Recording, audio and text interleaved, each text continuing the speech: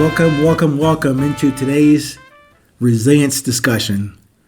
Your new, now 500 seconds in this meeting of urgency about our common and individual resilience. Today's topic is called Company Commander. Company Commander. It's not going to be what you probably think from the title of this discussion. I would like to share with you an approach to, wait for it, prayer and hope.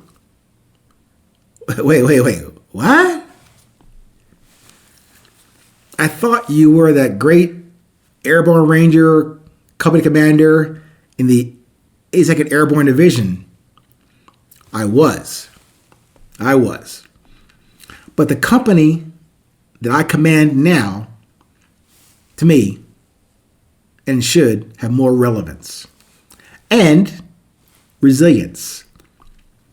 So, instead of pleading and begging and waiting for things and conditions to change through prayer and hope, I now have started to command myself to do those positive, yes, and productive things. More times than not. But I'm never flawless in this practice.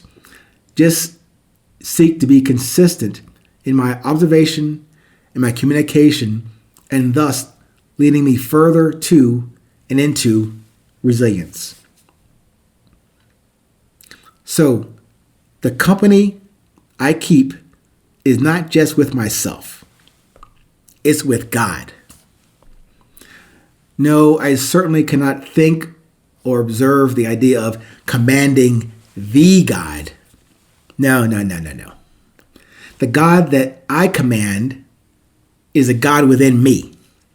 The little g, the little power and force insisted in me and on me by the God. And that command I speak to in myself, that command and what I communicate is for the God. Sure, the prayer and pleading thing and hope thing, it kind of allows you that direct access to the God in your life or your higher power, how you want to put it. But just my observation, and from a lesson I learned from Mr. Billy Carson, we tend to overlook the God within us and search outwardly for that grace and greatness. Something he said. We tend to overlook the God within us to search outwardly for that grace and greatness that is already within me and within you. So when I heard this from Mr. Carson, to re-recognize the greatness and the godness within me and you, it led me to this statement, observation about commanding myself, to command yourself, to command your God self, to do and access and execute the things and purposes and messages, and production on your path. Just as you probably presumed or assumed or expected the God out there to take care of stuff for you, why not consider a more direct and personal call into and through the God within you?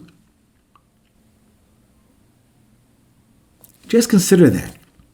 If it sounds, like blasphemy or outside of your religious realm, be patient with me. But when I consider that possibility, that you and I are made in his image and likeness, you think he didn't take the time to instill in us a large or maybe small piece of him that's right there within us that could be that connection that we've been seeking for a long time. I know the term command still sounds a bit weird and with the context of prayer and hope. But my emphasis on individual yet common and shared resilience has guided me to mention this to you today. To do that introspective, self-discovery, and personal query work. Remember, those questions, those unique, curious, and original questions to you and to your Creator to draw out from within you what drives you.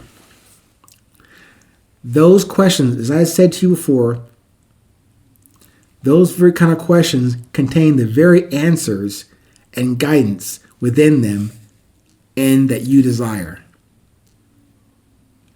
So I know in a backwards way, those suggestions about asking those types of questions are actually commands to your own God self and to the God who created you. Just think about that. I hope you can consider that perspective for commanding your own company. Think about that. I gave you the example in a former life when I was a company commander in the only airborne division in the world. I'm sorry, in our world as Americans. But to have had the honor of commanding, steel bending, fire breathing, respectable soldiers, paratroopers, I was given that honor. And it wasn't just something to do as a hobby. It was every day, life and or death, for not just for me, for my company. But having that experience, yes, it's good to have had it, to have lived through it, to have been taught by those men of that company, Cold Steel Charlie Company, 3504. I couldn't have done any of this without them. Any of this now, any of that then without them. So, given that context, that summary, please consider that perspective of commanding you, and your own company that you keep. And the company you must keep for resilience. Thank you once again for allowing me to share this with you.